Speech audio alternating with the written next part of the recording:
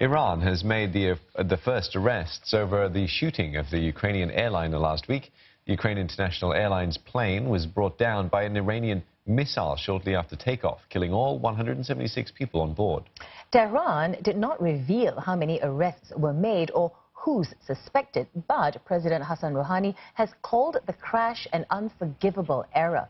Speaking after days of protests in Iran, triggered by the admission of fault, he said officials must explain why it took so long to announce the cause of the plane crash.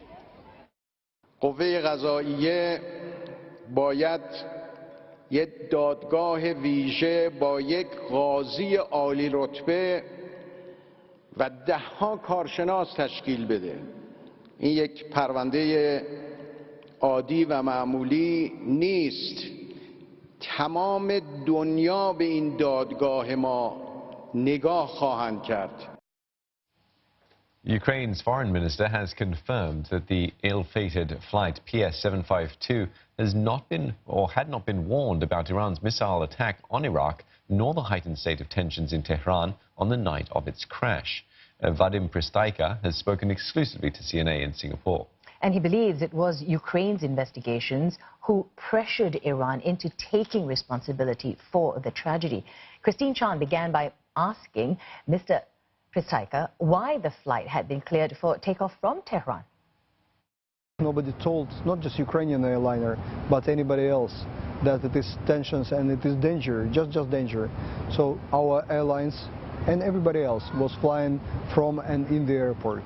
And our flight was just taking the departing, and it was hit 4 minutes when he was just extending.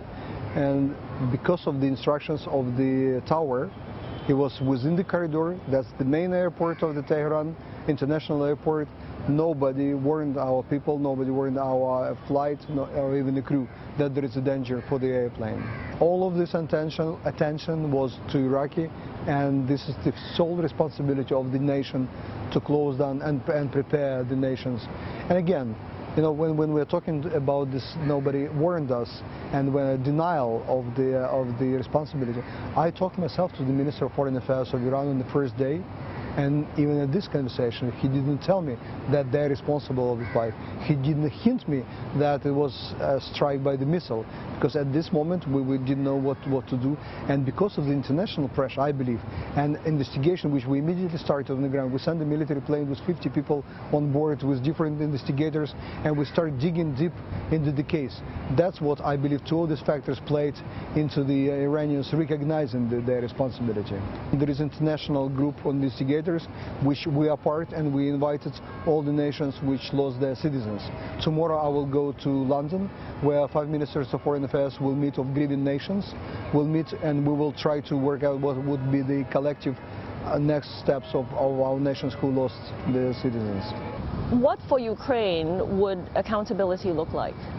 The recognition of the responsibility of the Iranian authorities.